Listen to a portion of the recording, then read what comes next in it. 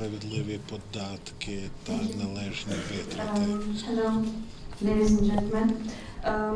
I'm glad to attend this World Tax Доброго Association's дня, пані і conference. панове. Я дуже рада брати участь в конференції Всесвітньої організації платників податків.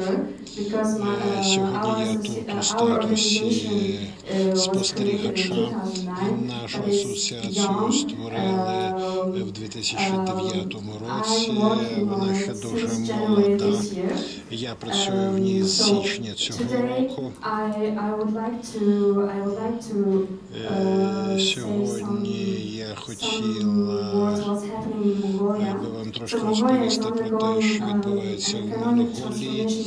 Ми зараз переживаємо економічні трансформації.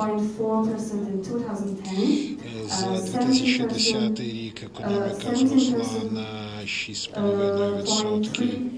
В 2011-му майже на 17%, а цього року економічне зростання очікується на рівні 19%. Відповідно, зростає бюджет держави.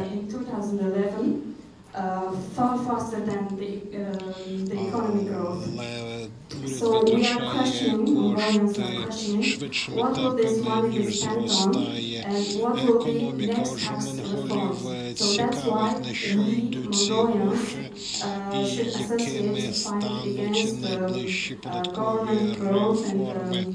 Тож нам треба боротися за те, щоб не збільшувалися штати державних органів, за те, щоб кожна монгольська сім'я отримувала блага від тих грошей, які вона заробила. Тому мені дуже цікаво слухати всіх вас і вивчати наявний досвід.